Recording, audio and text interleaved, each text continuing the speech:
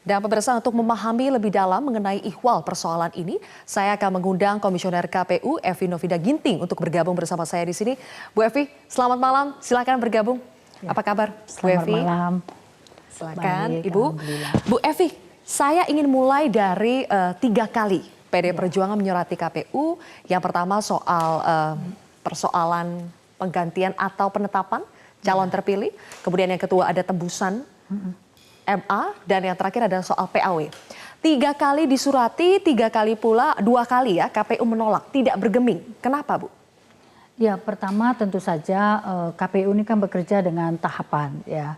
Jadi pada waktu putusan MA itu disampaikan kepada kita dan ada permintaan untuk pergeseran suara dari Pak Nazarudin Kimas yang sudah meninggal sebelum pemungutan suara, itu disampaikan kepada kita untuk diberikan kepada Pak Harun Masiku. Nah, itu kita lakukan penolakan karena memang satu persoalan penetapan perolehan suara itu sudah dilaksanakan pada tanggal 21 Mei. Kemudian terkait dengan hal tersebut itu tidak ada gugatan di Mahkamah Konstitusi. Jadi sudah diperkuat oleh Mahkamah Konstitusi. Kemudian permintaan untuk perubahan ini kan sudah menjelang penetapan penetapan kursi dan calon terpilih. Sehingga proses pemungutan suara dan penghitungan suara yang tadinya di GR di Mahkamah Agung itu kemudian kan sudah melampaui, sudah lewat, sudah ditetapkan oleh KPU bahwa meninggalnya Pak Nazarudin Kimas ini kan sebelum hari pemungutan suara. Kemudian kita punya pengaturan di dalam peraturan KPU nomor 3 yang kemudian di GR dan juga peraturan KPU nomor 4 terkait rekapitulasi. Ini yang berkaitan dengan penghitungan suara terbanyak itu ya, bahwa kemudian Pak Nazarudin Kimas ini kita tetapkan di dalam rekap nasional suaranya sudah 0, jadi tidak ada. Sehingga perolehan suara terbanyak itu kepada Rizky Aprila. Jadi bukan Pak Nazarudin Kimas yang memperoleh suara terbanyak, karena dengan mekanisme yang diatur dalam peraturan kita itu bahwa suara yang meninggal ini akan dialihkan kepada partai politik. Jadi ini sudah kita laksanakan pada hari pemungutan suara dan penghitungan suara serta rekapitulasi. Ibu, maksudnya dialihkan ke partai politik, tetapi tadi Anda katakan juga suara Pak Nazarudin Kimas tidak dihitung lagi, 0. Jadi maksudnya 0 tapi dialihkan ke partai politik itu seperti apa? Pada waktu di hari pemungutan suara. Jadi kalau masih ada yang memberikan suara di TPS pada hari pemungutan suara, maka itu akan diberikan penghitungan suaranya dan rekapitulasinya, nanti suara itu diberikan kepada partai politik. PDI Perjuangan berpegang pada putusan dan juga fatwa MA, sementara KPU berpegang pada Undang-Undang Pemilu dan juga Undang-Undang MD3. Kita akan bahas lebih jauh nanti, Bu Evi. Kami harus jeda terlebih dahulu, pemirsa, kami akan kembali sesaat lagi. Ya.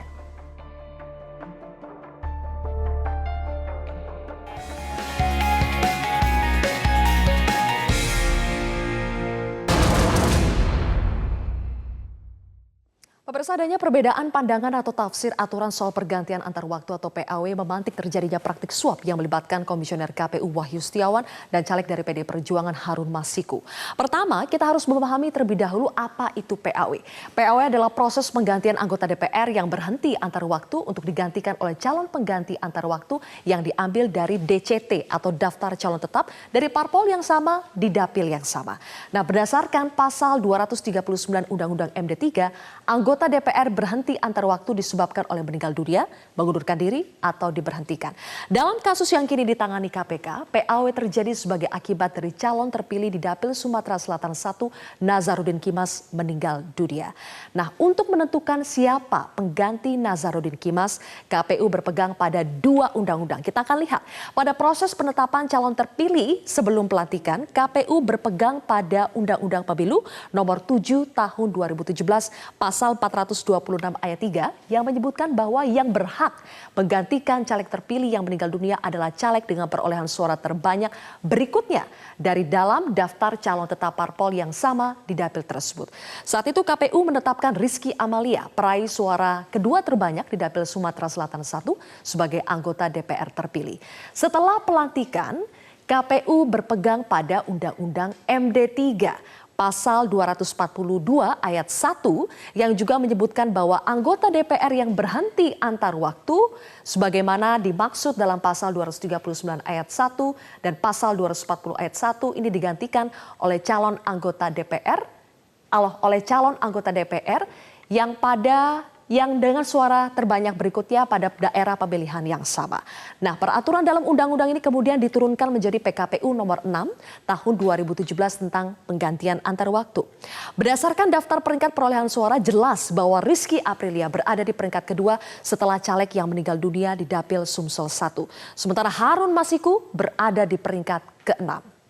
Pada 24 Juni 2019, sebelum penetapan calon terpilih di KPU, PDI Perjuangan dengan pemohon Megawati Soekarnoputri dan Hasto Kristianto mengajukan judicial review ke Mahkamah Agung terhadap PKPU nomor 3 tahun 2019 tentang pemungutan dan penghitungan suara dalam pemilihan umum dan PKPU nomor 4 tahun 2019 tentang rekapitulasi hasil penghitungan perolehan suara dan penetapan hasil pemilihan umum.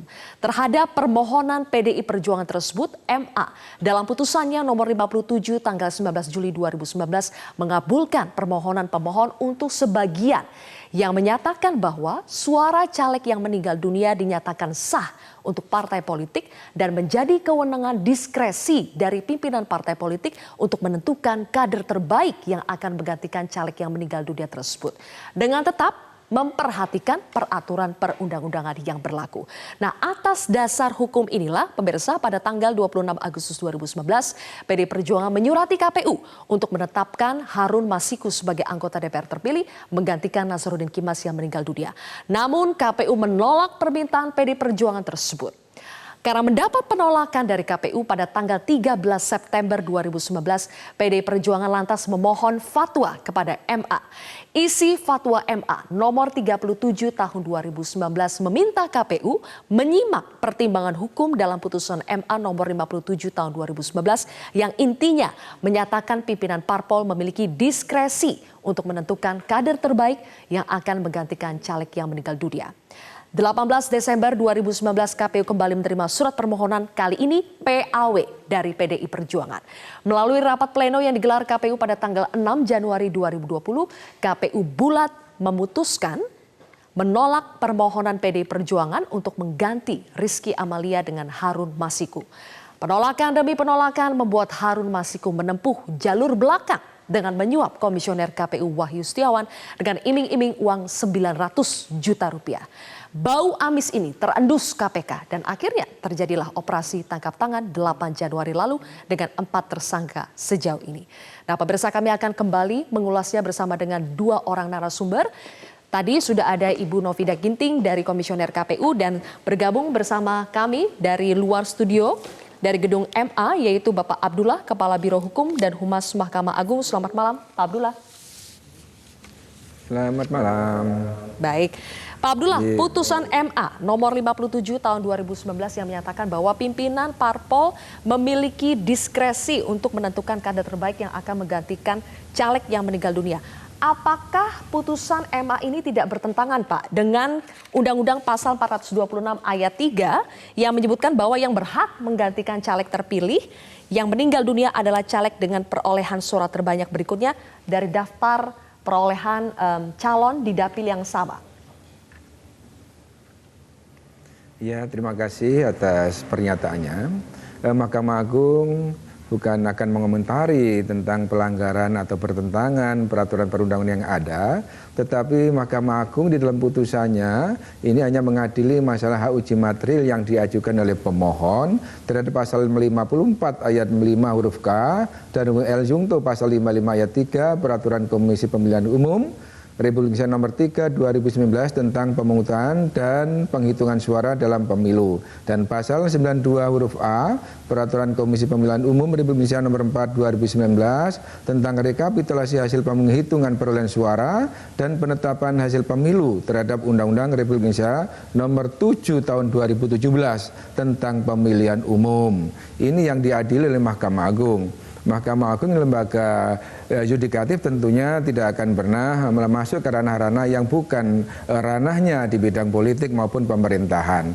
Sehingga di dalam pendapat hukumnya Mahkamah Agung, pemohon sebagai peserta pemilu anggota legislatif sebagai sarana rekrutmen politik, partai politik diberikan otoritas penuh untuk menyeleksi dan menentukan calon anggota legislatif yang akan diikuti kontestasi pemilu sebagaimana diatur pasal 241 ayat 1 yang menyatakan partai politik peserta pemilu melakukan seleksi bakal calon anggota DPRD provinsi dan DPRD kabupaten kota, dan pasal 243 ayat 1 yang menyatakan bakal calon sebagaimana dimaksud dalam pasal 241 disusun dalam daftar bakal calon oleh partai politik masing-masing. Dari ketentuan di atas, maka hubungan antara calon anggota legislatif dengan partai politik yang mengusung dan mengusulkan adalah hubungan yang bersifat subordinatif. Karena seorang caleg tidak mungkin dapat mengikuti kontestasi pemilu tanpa dicalonkan oleh partai politiknya. Oleh karena itu, perolehan suara anggota legislatif yang meninggal dunia untuk pemilihan anggota DPR dan DPRD dengan perolehan suara terbanyak seharusnya menjadi kewenangan diskresi dari pimpinan partai politik untuk menentukan kader terbaik sebagai anggota legislatif yang menggantikan calon anggota legislatif yang meninggal dunia.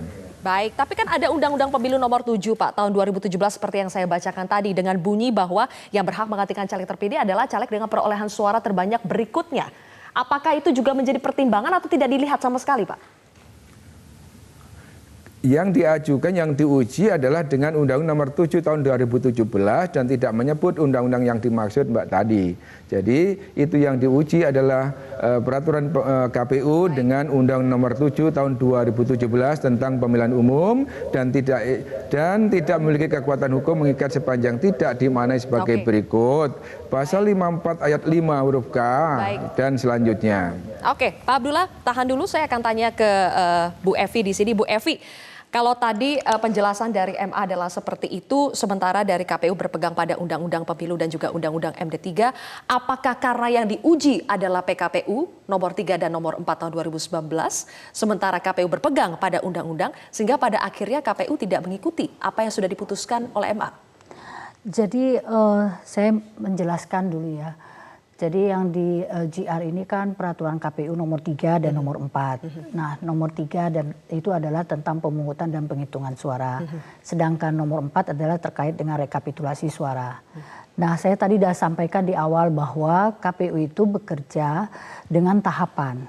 Tahapan itu kan waktunya sangat rigid, sudah ditentukan. Sehingga kami tidak boleh melampaui tahapan-tahapan tersebut. Nah, peraturan KPU yang nomor 3 itu digunakan pada waktu pemungutan dan penghitungan suara. Itu tahapannya itu dilaksanakan pada bulan April. Nah, kemudian rekapitulasi mengikutinya dari bulan April sampai kemudian kami menetapkan rekapitulasi tanggal 21 Mei.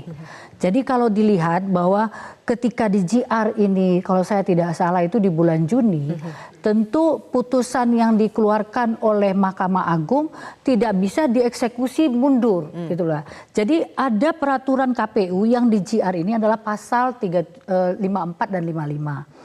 Nah, di 54 dan 55 ini kan terkait dengan nama calon yang meninggal itu namanya kemudian sudah tidak lagi bisa dihitung suaranya, kemudian dialihkan kepada partai politik.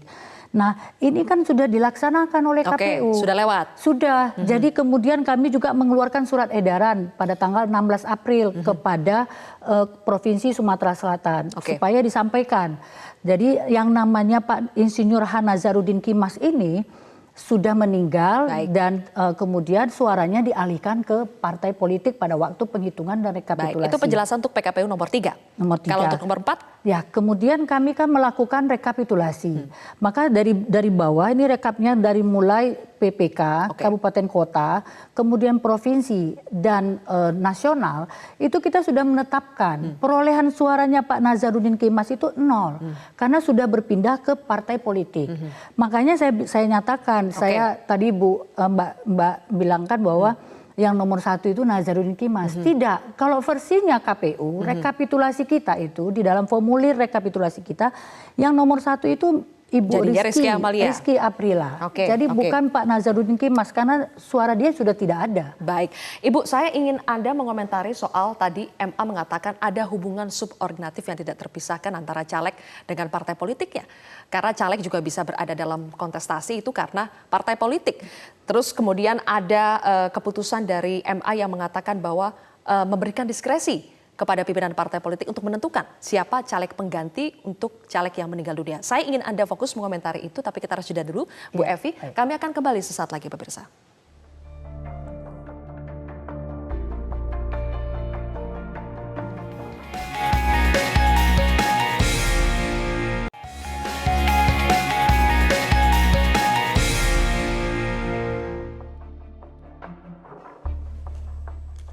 Kembali lagi bersama kami di Special Report pemirsa, dan saat ini sudah bergabung bersama kami adalah pakar hukum tata negara Bivitri Susanti yang berada di sini. Mbak Bivitri, selamat bergabung bersama kami. Terima kasih sudah hadir.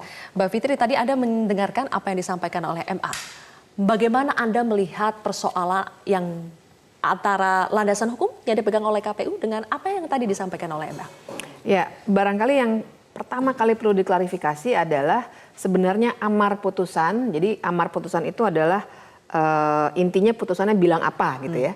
Itu sebenarnya hanya bilang bahwa suara itu tetap orang yang sudah meninggal gitu ya, sudah tetap ke orang meninggal. Jadi tidak langsung menyebutkan bahwa itu adalah haknya partai politik untuk menentukan Siapa caleg penggantinya? siapa caleg penggantinya. Tapi dalam pertimbangannya itu ada disebutkan diskresi. Dalam pertimbangan, Aha. nah, perlu diketahui bahwa pertimbangan hukum itu sebenarnya tidak mengikat. Yang mengikat itu amar putusan. Oke. Nah, jadi Harun Masiku itu sebenarnya menggunakan pertimbangan sebagai argumennya untuk KPU. Itu dulu ya yang perlu diklarifikasi. Nah, kemudian yang kedua yang juga sangat penting adalah harus diingat wewenang Mahkamah Agung itu tidak menguji undang-undangnya. Dia hanya menguji peraturan perundang-undangan di bawah undang-undang. Dalam arti apapun putusan Mahkamah Agung tidak boleh melanggar undang-undang. Nah, undang-undangnya itu jelas di Undang-Undang 7 2017 tentang pemilu maupun di Undang-Undang MD3 bahwa itu adalah kewenangan dari partai politiknya dalam arti melihat suara terbanyak berikutnya. Berikut ya. Nah, kita harus lihat konteksnya dulu. Harun Masiku itu di urutan ke 6 ya kalau saya nggak salah. 5 berarti ya. Kelima ya. Jadi harus ada beberapa yang dilengkap. Jadi memang agak jauh melengkapnya begitu ya. Nah, jadi dengan konteks itu saya kira Mahkamah Agung juga memahami bahwa tidak bisa melanggar undang-undang sehingga disebutkan juga memang panjang sesuai dengan koridor. Nah, catatan berikutnya sebenarnya saya ingin mengkritik Mahkamah Agung juga. Karena kita mesti lihat konteksnya. Sebenarnya ada pasal 76 di Undang-Undang Pemilu yang bilang bahwa tenggat waktu pengajuan permohonan itu 30 hari sejak diundangkan. Setelah PKPU ditetapkan. Setelah PKPU diundangkan. Ya. Jadi 19 Maret harusnya. Batas akhirnya ya? Batas akhirnya. Tapi kemudian didalilkan sendiri dan tentu saja dalil itu bisa saja didalilkan.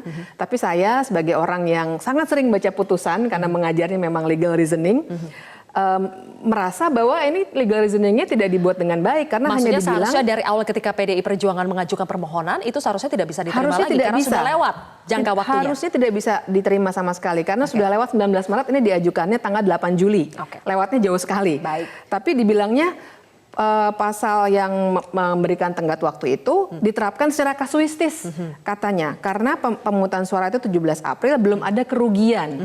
Padahal kita tahu bahwa ini adalah judicial review yang artinya bukan masalah perdata, bukan kerugian yang dinilai, tapi sebuah pengujian pasal-pasal dalam peraturan. Saya akan langsung tanyakan Mbak Bivitri kepada Pak Abdullah di situ. Pak Abdullah, kita mulai dulu dari ketentuan pasal 76 ayat 3 Undang-Undang Pemilu. Apakah ini sebetulnya sudah melewati tenggat waktu dari seharusnya yang boleh diujikan atau bagaimana versi MA? Ya, terima kasih atas komentarnya. Yang perlu diketahui bahwa perkara ini, permohonan ini sudah diajukan ke Mahkamah Agung dan Mahkamah Agung sudah memutuskan. Tentunya saya tidak akan mengomentari putusan, saya hanya membacakan putusan saja. Karena saya tidak melanggar etik kalau saya harus mengomentari putusan Mahkamah Agung atau putusan hakim. Kita sudah sama-sama tahu bahwa Mahkamah Agung sudah memutus perkara ini, permohonan ini dengan mengabulkan permohonan-permohonan untuk sebagian, menyatakan ketentuan pasal 54 ayat 5 huruf K Peraturan Komisi Pemilihan Umum Nomor 3 2019 tentang pemungutan dan penghitungan suara dalam pemilihan umum sepanjang frasa dinyatakan sah untuk partai, dan pasal 54 ayat 5 huruf L Peraturan Komisi Pemilihan Umum Republik Indonesia Nomor 3 2019 tentang pemungutan dan penghitungan suara dan pemilihan umum sepanjang frasa dinyatakan sah untuk partai politik. Untuk pasal 55 ayat 3 Peraturan Komisi Pemilu Nomor 3 2019 tentang pemungutan dan penghitungan suara dalam pemilu sepanjang frasa suara pada surat suara tersebut dinyatakan sah dan menjadi sah serasa bagi partai politik bertentangan dengan Undang-Undang Nomor 7 2017. Tadi, kami akan bantu Anda sambil menampilkan putusan dari MA yang kita bisa lihat. Pak Abdullah, yang ingin saya tanyakan, apakah betul kalau misalnya masih ada publik yang kurang memahami, apakah dalam putusan MA bisa ditafsirkan bahwa partai politik berhak untuk menentukan siapa calon pengganti bagi caleg yang meninggal dunia? Apakah itu disebutkan dalam amar putusan atau bisa ditafsirkan demikian? Saya tidak akan pernah mengomentari putusan karena saya hanya membacakan putusan saja, Mbak. Karena hal ini tidak etis bagi Mahkamah Agung. Jadi yang intinya suara pada suara tersebut dinyatakan sah dan menjadi suara sah untuk calon yang meninggal dunia, dan dinyatakan sah dan menjadi suara sah untuk partai politik bagi calon yang tidak lagi memenuhi syarat sebagai calon. Demikian juga mengenai jawaban surat yang bukan fatwa, yang menyebutkan tadi sudah disebutkan bahwa penetapan suara calon legislatif yang meninggal dunia kewenangannya diserahkan kepada pimpinan partai politik untuk diberikan kepada calon legislatif yang dinilai terbaik. Demikian, Pak. Oke Pak, saya ingin tanya, sebetulnya yang kita lihat itu amar putusannya atau pada pertimbangannya Pak? Karena kan persoalan diskresi menjadi kewenangan pimpinan partai politik untuk menentukan calon penggantinya itu terdapat dalam pertimbangannya. Sementara di fatwa MA meminta KPU untuk mengacu pada pertimbangan tersebut, padahal di amar putusannya tidak ada persoalan diskresi itu. Makanya kalau saya bacakan lengkap amarnya, mohon disimak baik-baik karena putusan ini hanya demikian bunyinya, tidak mengatakan apa-apa. Sehingga saya tidak akan pernah memberikan jawaban apapun kecuali yang tertulis dalam putusan itu, gitu. Baik, oke, terima makanya kasih. dinyatakan sah calon meninggal dunia dan dinyatakan sah untuk partai politik tidak lagi memenuhi syarat sebagai calon, itu sudah jelas. Oke, ketika KPU menerima fatwa MA yang menyatakan bahwa meminta KPU untuk melihat mempertimbangkan diskresi yang tadi disebutkan, tetapi dalam amar putusannya tidak konkret, tidak eksplisit menyebutkan bahwa itu menjadi wewenang dari partai politik. Apakah itu yang pada akhirnya membuat KPU tidak mengindahkan apa yang disampaikan oleh MA, putusan dan fatwa MA, sehingga tetap berpegang pada undang-undang? Ya, itu juga bagian dari menjadi pertimbangan kita. Kemudian yang paling penting lagi yang tadi saya sampaikan di awal, bahwa semua keputusan ini kan sudah dibuat sebelum diajukan GR ini. Okay. Jadi suara sudah ditetapkan oleh KPU. Kemudian suara ini menjadi dasar bagi penetapan kursi dan calon terpilih. Kemudian KPU meletakkan seseorang itu menjadi calon terpilih tentu didasari dengan suara terbanyak. Itu yang kita lakukan. Dan kenapa kita nggak bisa mengeksekusi putusan MA? Karena yang di GR ini adalah peraturan KPU yang sebenarnya tahapannya sudah selesai. Oke. Jadi sudah secara timeline menurut Anda sudah tidak kena ini ya? Ya, kami nggak bisa eksekusi gitu loh. Jadi itu yang kita harapkan, makanya saya melihat ya dari 30 hari itu tentu ada dimaknai maksud dari Undang-Undang Nomor 7 juga itu tentunya punya maksud. Kenapa misalnya undang-undangnya udah desainnya itu seperti itu. Karena ada tahapan yang tadi saya sampaikan bahwa kita tuh rigid tanggal tahapan itu tepat-tepat dan tidak boleh kita lampaui. Karena nanti kami juga yang akan disalahkan. Baik, Mbak Fitri, sayangnya tadi tidak bisa dijawab juga yang soal lewat 30 hari dan sebagainya ya. Saya ingin Anda mengomentari soal apakah sebetulnya MA ini adalah ranah MA untuk memutus persoalan ini, dan apakah ketika itu sudah keluar putusan MA, fatwa MA, KPU harus mengikutinya? Pertama yang perlu dicatat, saya kira perlu menghargai Pak Abdullah juga dulu ya, karena saya belajar hukum, saya ngerti bahwa Pak Abdullah memang tidak berwenang untuk menafsirkan putusan Mahkamah Agung. Ya. Nah, tapi begini, yang harus diperhatikan adalah KPU harus mematuhi suatu putusan dari Mahkamah Agung, ya, asalkan sesuai dengan undang-undang. Karena bahkan pernah juga ada putusan Mahkamah Agung yang melanggar undang-undang dasar atau tafsiran dari undang-undang dasar misalnya ya, waktu persoalan Dewan Perwakilan Daerah misalnya. KPU berkeras tidak akan menjalankan putusan tersebut karena memang melanggar undang-undang. Nah, yang ingin saya soroti adalah peran Mahkamah Agung di sini sebenarnya. Jadi sekali lagi saya paham posisi Pak Abdullah, tapi saya kira kalau misalnya kemudian diajukan pemeriksaan oleh Komisi Yudisial, ini akan baik sekali. Karena ada beberapa kasus yang saya kira kita harus teliti melihat ternyata antara KPU dengan para caleg dan stakeholders lainnya, di tengah-tengah ini ada Mahkamah Agung yang seringkali memberikan putusan yang membuat kami pegiat demokrasi mengenyitkan dahi begitu ya, karena hal-hal seperti ini bukan satu-satunya. Kita ingat misalnya dalam kasusnya Mulan Jamila, itu juga putusan Mahkamah Agung ya, putusan pengadilan. Kemudian kasusnya tadi ya DPD ya, Osman Sabtaodang, itu juga putusan Mahkamah Agung. Ya, ada beberapa seperti digunakan oleh, kita tahu caleg-caleg itu kompetisinya sangat tinggi, menggunakan segala cara. Ya, terus terang saja ya, karena kami perhatikan dari luar seperti itu. Nah, Mahkamah Agung sebagai salah satu pihak yang memang bisa memutus beberapa hal, itu seringkali digunakan juga sebagai vehicle. Nah, mungkin Mahkamah Agung sendiri dalam putusannya, saya setuju Pak Abdullah tidak menyebutkan siapa dan bagaimana, tapi kemudian digunakan oleh orang-orang seperti Pak Harun untuk menekan KPU untuk memutus sesuai dengan kemauannya. Jadi agak memutar jalurnya begitu. Saya kira ini yang harus kita soroti juga, tidak hanya KPU, Bawaslu, DKPP, tapi ada Mahkamah Agung di tengah-tengah yang juga harus mengalami proses pembaruan saya kira. Untungnya KPU tidak tertekan ya. Baik, nanti kita akan bahas lebih jauh lagi pemirsa, termasuk soal bagaimana partai mengambil peran yang krusial di sini. Kami akan bahas sesaat lagi usai jeda berikut ini.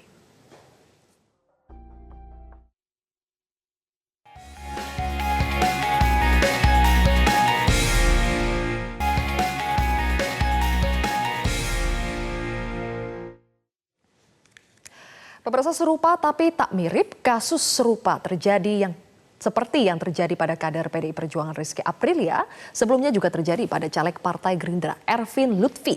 Ervin diberhentikan partai usai pemilu sehingga ia gagal menduduki kursi DPR lantaran digantikan oleh selebriti Mulan Jamila. Tidak ada satupun yang merasa berwenang untuk mengklarifikasi langsung pada saya. Akhirnya sumbernya kan dari hanya informasi media ya, atau komentar-komentar orang yang tidak berkepentingan sama sekali. Mereka mengatakan bahwa saya masuk dalam kategori melakukan tindakan money politik. Saya bilang, buktikan. Kami dari dapil kami, Gerindra itu tadinya cuma satu, berubah menjadi 3. Jadi kalau dilihat dari prestasi, dari 5 peningkatan nasional, kami menyumbang 2 kursi dari dapil kami. Tapi dapatnya malah hukuman. Ada kan, lucu kan. Saya bahkan berani bilang, mari kita bedah metodologi dalam persoalan kemenangan kemarin Gerindra. KPU memang tidak memberikan keleluasaan, bahkan penangkapan yang serius. Kenapa? Karena memang pijakan KPU bahwa peserta itu adalah partai, sehingga saya harus lewat partai dalam rangka berkomunikasi dengan KPU. Yang menjadi problemnya adalah yaitu dari pihak partai tidak ada komunikasi ke pihak saya sama sekali. Saya kira yang paling penting adalah dari pihak-pihak di luar KPU dan Gerindra ya, mungkin pembentuk undang-undang ya, teman-teman dari para NGO kan, pemerhati politik Indonesia, apakah hal ini akan dibiarkan atau ingin diperbaiki? Mbak Bivitri, orang-orang seperti Ervin dan juga dalam kasus ini korban dari partai atau korban dari sistem sebetulnya? Saya kira lebih ke korban dari partai. Kita harus perhatikan demokrasi internal di partai itu memang tidak berjalan dengan baik ya. Ini kasus yang kelihatan tadi ya menggunakan jalur Mahkamah Agung, menggunakan sogok menyogok. Tapi yang sering juga kita dengar terutama caleg perempuan. Ini banyak sekali yang kemudian kalah, tersingkir. Makanya ada prosentase yang sangat tinggi, begitu banyak pebisnis yang ada di DPR sekarang. Itu karena akhirnya main kuat-kuatan uang. Ataupun lobby ya, tidak hanya uang tapi mungkin pamrih lainnya juga. Jadi di dalam beberapa partai politik yang secara internal tidak sehat, mereka tidak melihat kualitas anggota, tapi melihat bagaimana mereka bisa memberikan pamrih tadi begitu. Bahkan kita harus ingat Harun Masiku ini kan baru sebenarnya di PDIP. Dia bukan kader lama. Tadinya dia dari partai lain begitu ya.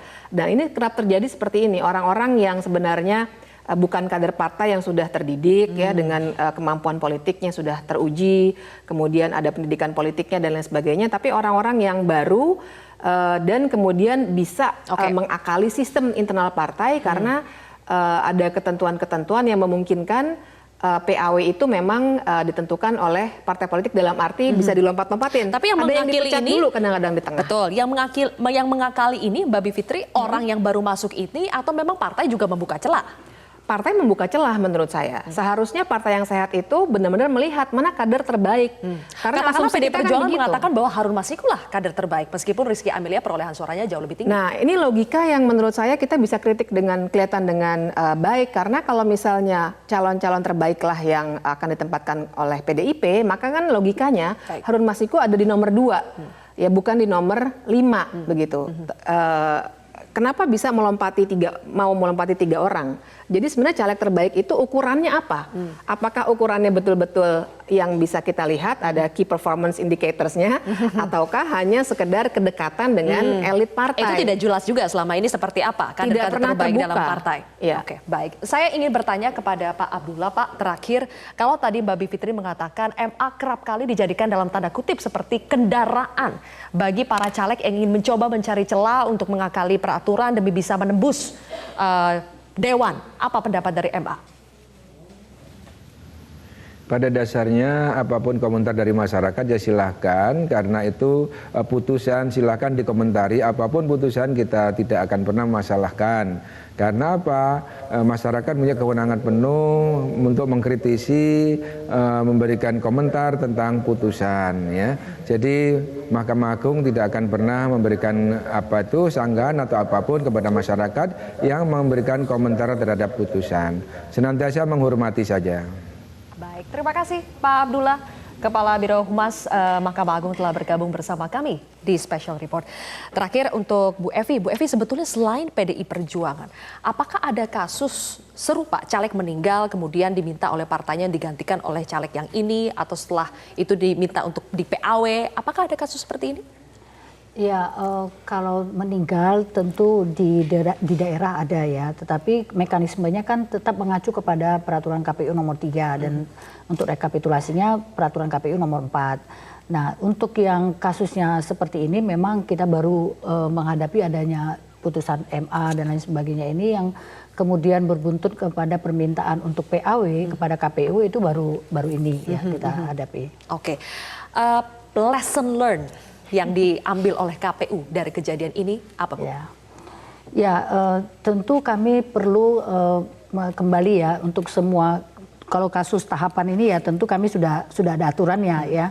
Ini yang harus dipatuhi oleh semua penyelenggara. Tapi untuk terkait dengan perilaku ataupun apa yang terjadi saat ini itu tentu kami perlu konsolidasi kembali. Kemudian melakukan introspeksi juga terhadap apakah mekanisme pengawasan internal kami ini sudah cukup baik atau kemudian ada hal-hal yang perlu memang kita perbaiki ke depan. Nah, itu tentu kami siap untuk menerima masukan, kritik ya, dan tentu ini menjadi pelajaran yang paling besar Untuk ya, karena evaluasi diri ya, Bu. membangun kepercayaan publik Ya. ini kita perlu kerja keras, Ya. kerja besar sehingga selama ini kita bisa mendapatkan kepercayaan publik. Tentu ini menjadi pekerjaan yang besar kembali dan keras kepada kami sebagai penyelenggara untuk kemudian bisa membuktikan dan di pemilihan kepala daerah 2020 ini mudah-mudahan kami akan bisa mengembalikan kepercayaan ini kepada publik. Mudah-mudahan dan bisa melewati menunjukkan ujian ya, kinerja. di Pilkada serentak menunjukkan 2020. kinerja kami yang lebih baik. Amin. Terima kasih Bu Evi dan juga Mbak Bivitri telah bergabung bersama kami di Special Report. Dan pemirsa demikianlah Special Report untuk hari ini. Saya Zilvia Iskandar pamit undur diri. Sampai jumpa.